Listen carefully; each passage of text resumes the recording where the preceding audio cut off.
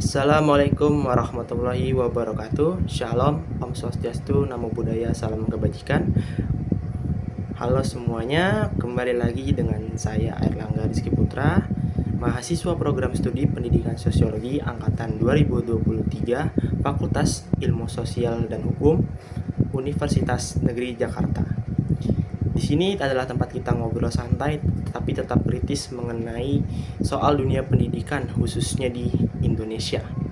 Kali ini kita akan bahas topik yang mungkin udah sering banget kamu dengar. Ya apa? Kurikulum Merdeka.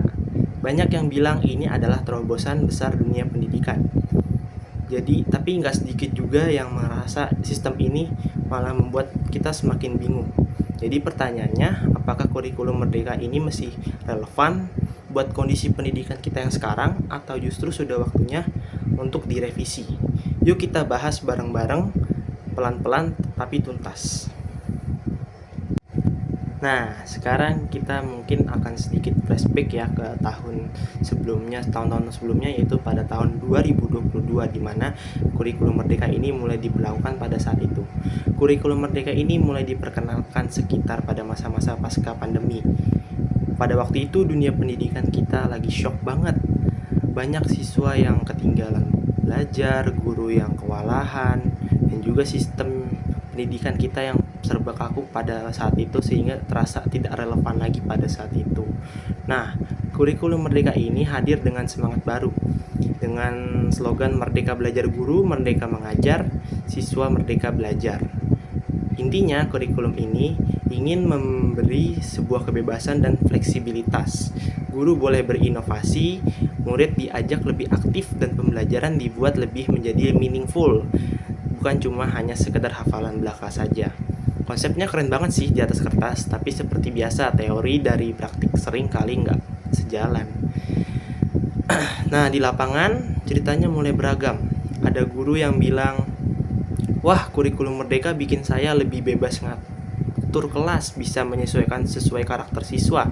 Tapi di sisi lain juga ada yang curhat, bebas sih, tapi malah bingung harus mulai dari mana. Materinya kayak belum mateng. Beberapa masalah yang sering muncul tuh, misalnya yang pertama, kesiapan guru tuh yang berbeda-beda. Nah, di sini tadi ada yang paham banget, tapi ada juga yang masih bingung cara menerapkan dari sistem kurikulum Merdeka ini. Yang kedua, fasilitas sekolah yang tidak merata. Sekolah di kota bisa bikin proyek keren, tetapi di daerah terpencil bikin proyek aja udah susah karena keterbatasan alat dan jaringan di daerah tersebut. Yang ketiga, beban administrasi yang masih tinggi. Katanya lebih ringan, tapi nyatanya banyak guru yang masih ribet sama laporan dan aplikasi. Dan yang keempat, yang gak kalah penting, yaitu pemahaman orang tua.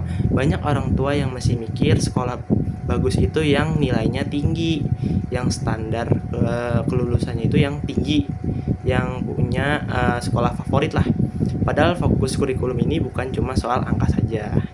Jadi semangatnya bagus, tapi penerapannya ya masih banyak PR besar. Tapi tentu saja kita juga harus adil. Kurikulum Merdeka banyak hal positif yang patut kita diapresiasi. Pertama, guru menjadi lebih bebas berinovasi. Di sini sisi positif yang pertama, mereka bisa mengimbangi metode sendiri, sesuaiin sama kondisi murid yang ada di kelas pada saat itu. Yang kedua, sisi positifnya ada proyek penguatan profil pelajar Pancasila. Ini juga gak kalah penting banget karena ngajarin anak-anak gak cuma soal kognitif, tapi juga karakter seperti gotong royong, kreativitas, dan juga empati. Yang ketiga, belajar jadi lebih kontekstual. Gak cuma teori, tapi langsung praktik level proyek nyata. Ini bikin anak lebih paham kenapa mereka harus belajar sesuatu. Dan yang keempat, struktur kurikulumnya yang lebih bersifat fleksibel. Sekolah bisa ngatur sendiri sesuai kemampuan, gak harus kaku seperti kayak kurikulum sebelumnya, kurikulum 2013, kurikulum 2006, kurikulum 2004, dan kurikulum-kurikulum yang sebelum-sebelumnya. Jadi kalau dikelola dengan benar, kurikulum Merdeka ini bisa jadi langkah yang besar menuju pendidikan yang lebih manusiawi dan juga relevan. Argumen yang bersifat relevansi dan berkelanjutan ini, yang pertama di antaranya pembelajaran yang berpusat pada siswa. Kurikulum ini memberikan kebebasan kepada guru untuk menyesuaikan pembelajaran dengan kebutuhan tadi pada setiap potensi setiap siswa yang ada, sehingga menciptakan proses belajar yang lebih mendalam dan juga bermakna. Yang kedua, adanya pengembangan karakter di sini melalui penguatan profil pelajar Pancasila P5 tadi. Kurikulum ini berupaya mengembangkan karakter siswa secara holistik, meliputi dimensi beriman, berkebinekaan global, bergotong royong, mandiri, bernalar kritis, dan juga tentunya kreatif. Yang berikutnya fleksibilitas. Kurikulum ini menawarkan fleksibilitas yang tadi sudah disampaikan, yang tadi juga dijelaskan, yang lebih besar bagi guru untuk menyesuaikan kurikulum operasional di satuan pendidikan sesuai dengan konteks lokal dan kondisi sekolah.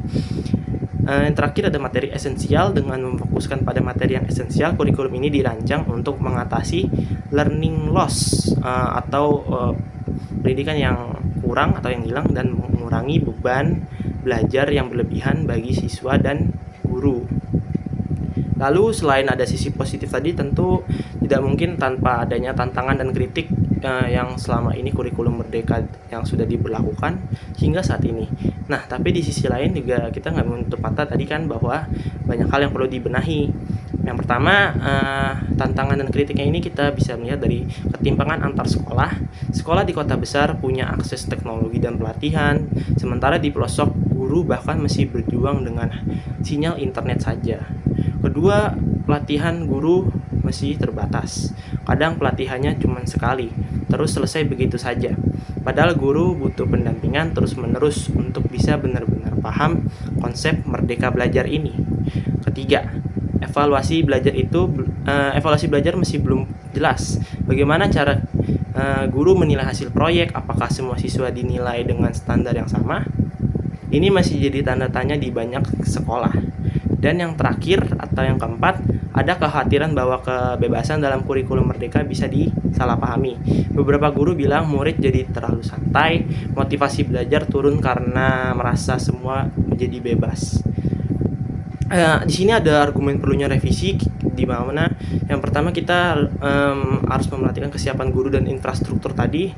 Implementasi kurikulum merdeka ini masih terhambat oleh kurangnya pemahaman dan pelatihan yang memadai bagi sebagian guru. Selain itu, keterbatasan sarana dan prasarana di banyak sekolah juga menjadi kendala. Yang kedua, beban administrasi baru. Meskipun bertujuan menyederhanakan administrasi, banyak guru merasa beban administrasi justru menjadi bertambah. Mereka dituntut untuk menyusun modul ajar yang komponennya cukup rumit dan memakan banyak waktu. Berikutnya ada tantangan proyek P5. Penerapan P5 ini menghadapi masalah kesiapan guru dan sekolah. Meskipun konsepnya baik, sebagian sekolah, terutama sekolah penggerak, masih berada pada tahap perancang tim untuk proyek dan belum sepenuhnya siap melaksanakannya. Kesulitan evaluasi dan asesmen pun juga menjadi argumen terhadap tantangan dan kritik tadi, yaitu beberapa sekolah dan guru kesulitan dalam melakukan evaluasi dan asesmen yang sesuai dengan kurikulum ini karena penekanan pada penilaian yang lebih autentik dan kualitatif membutuhkan pemahaman dan persiapan lebih. Lalu ada ketidaksiapan siswa dan juga orang tua, di mana heterogenitas siswa dan kurangnya sosialisasi kepada orang tua juga menjadi sebuah kendala, di mana guru harus beradaptasi dengan beragam latar belakang dan gaya belajar siswa yang sangat berbeda-beda, yang terkadang sulit untuk dilakukan secara fleksibel. Evaluasi yang belum menyeluruh. Yang terakhir, evaluasi belum menyeluruh ini maksudnya adalah kurikulum merdeka awalnya diuji coba secara terbatas, namun diterapkan secara luas tanpa evaluasi yang cukup komprehensif. Kritik mengemuka bahwa klaim efektivitas kurikulum ini masih dipertanyakan karena didasarkan pada survei persepsi bukan asesmen hasil belajar yang berkelanjutan. Jadi masih ada banyak ruang untuk perbaikan. Jadi apakah kurikulum merdeka ini harus direvisi? Lalu apakah kurikulum merdeka harus direvisi tadi? Di sini menurut banyak pakar kita tidak perlu diganti total, tapi perlu disempurnakan. Menurut saya pribadi pun nggak perlu untuk direvisi total, tapi perlu disempurnakan untuk kurikulum merdeka ini. Intinya bukan ganti kurikulum lagi, karena kita udah terlalu sering ganti kurikulum seiring dengan gantinya menteri, ganti kurikulum ya. Tapi bagaimana kita juga harus memperkuat sistem pendukungnya. Yang perlu dilakukan yaitu mungkin kita harus memperbanyak pelatihan guru tadi yang berbasis praktik nyata dan menimbang berkelanjutan. Yang kedua, memastikan pemerataan infrastruktur juga yang tadi, jangan sampai inovasi hanya terjadi di kota dan tidak diperhatikan di daerah terpencil. Yang ketiga, membuat mekanisme evaluasi yang jelas dan juga sederhana. Dan yang terakhir, sederhanakan administrasi biar guru tadi bisa fokus mengajar bukan hanya mengisi formulir. Dengan langkah-langkah tersebut, kurikulum Merdeka bisa tetap relevan dan efektif, bahkan berkembang menjadi fondasi pendidikan yang akan lebih baik di masa depan. Akhirnya kita balik lagi ke pertanyaan awal.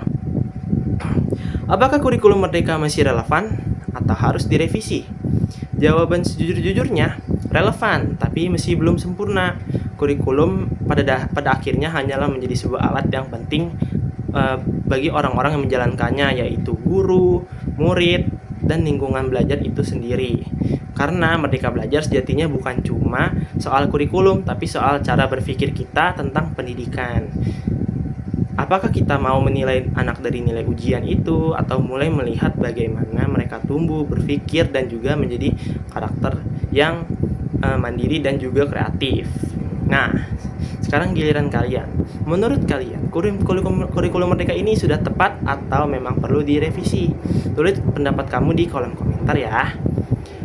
Jangan lupa di like, di subscribe, dan di share jikalau video ini dirasa bermanfaat, agar semua orang lebih mengetahui dan memahami wawasan info mengenai tentang kurikulum Merdeka. Terima kasih sudah menonton, dan seperti biasa tetap semangat belajar hingga sepanjang hayat kita.